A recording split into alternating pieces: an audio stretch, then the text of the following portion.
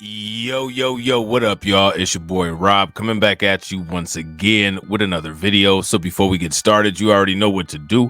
If you're not subscribed to the channel, make sure you hit the bell icon twice. Smash the like button, share this video out to all of your followers, and let's get it cracking. All right. So what we're going to be talking about today is something going down in Chicago. And of course, it involves the migrant crisis. But this involves some of those gifts that the migrants are getting.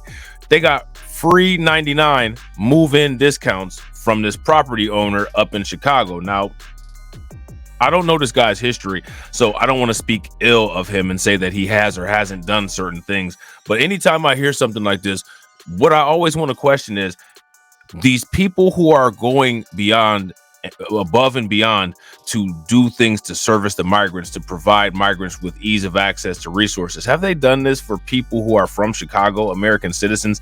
In many cases, it seems like the government is not even making sure to do that, let alone a lot of the people who don't have the same access to resources and information that the government has.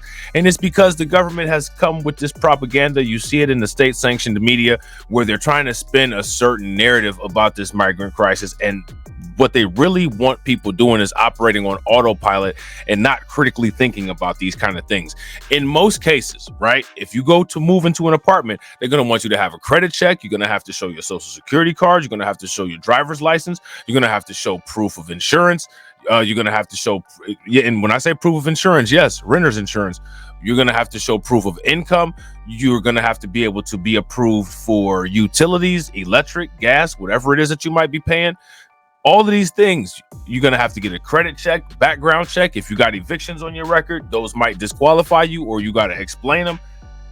My question for everybody that I need you guys to address in the comment section is, if you have no documents, how can anybody find out that kind of information about you, which that kind of information about you is supposed to be used to tell whether it is worth the risk of renting to you or not?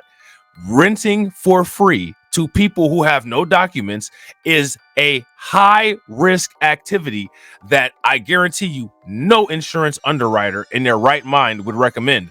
Yet and still, everybody's recommending it. Many people are doing it. I'm going to let you guys make your own decision, and I want you guys to let me know about what your decision is and how you came to that decision in the comment section. But before we go there, let's go here.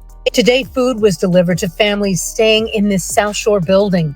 In recent days, 57 Venezuelans moved into this building on South Essex. That's according to Chris Amador, who says he owns the building. I just decided, hey, I got the heat on, I got gas, I got electric, water. I go, let's fill them and we'll worry about the details later. Now, let me ask you guys a question. If one of these people moving into this building that Chris Amador is allowing to move in, mind you, without vetting, without doing criminal background checks, because remember, all of this stuff is impossible because these people have no documents. If one of these people spreads a disease to people in the community, if one of these people damages a business in the community, if one of these people commits harm to one of the people in the community, should Chris Amador be held liable? Because see, you're not going to be able to get the migrants that are being housed, for one, because law enforcement is not going to cooperate with you because Chicago is a sanctuary city, right? But for two, because you don't have any documents to be able to trace them anyway. However, Chris Amador facilitated them having access to those resources, which facilitated and enabled them to potentially cause harm to other people. So by proxy, my question for you guys that I need you to answer in the comments is, should Chris Amador be liable if something like that happens? Over the last 9 days, Amador says he felt moved to offer shelter in his vacant apartment after visiting the city's landing center and a shelter for new arrivals. I saw 5-year-olds with no jackets on the streets. You know, I was taking my jacket off, putting it on them, and I'm like, tomorrow's going to be -14. I'm like, what's going on? Amador says over the last 9 days, he, his family, and a couple of volunteers have taken in 448 adults and children at 15 of his residential buildings. Some neighbors posted video of the building on Essex, alleging people were breaking into the building and that the building was not safe. It's frustrating. Veronica Cotton is a lifelong South Shore resident and new business owner. But she shares she and her sons were homeless a couple of years ago, and they didn't get the help they needed.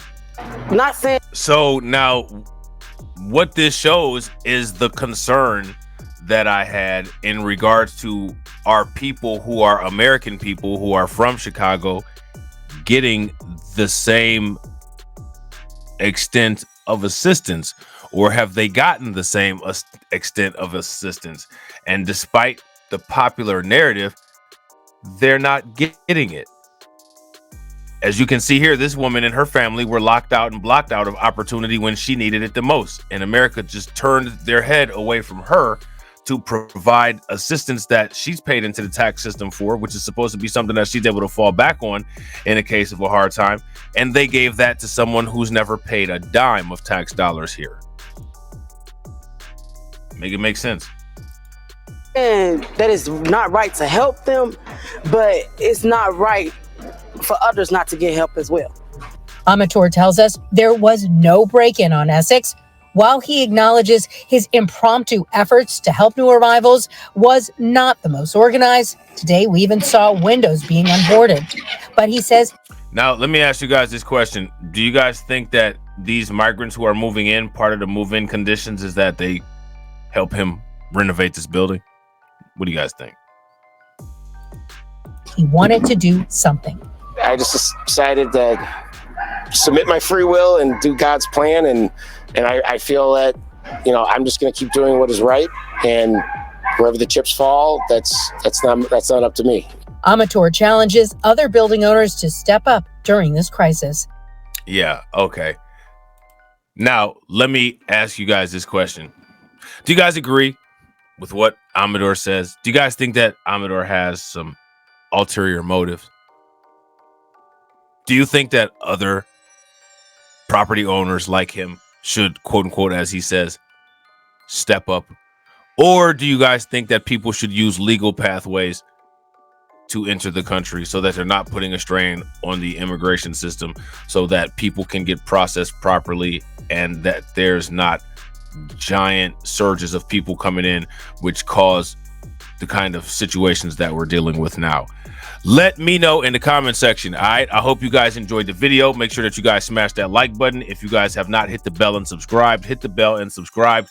And if you made it to this point in the video, make sure that you guys hit the next recommended video box in the bottom left hand corner right now.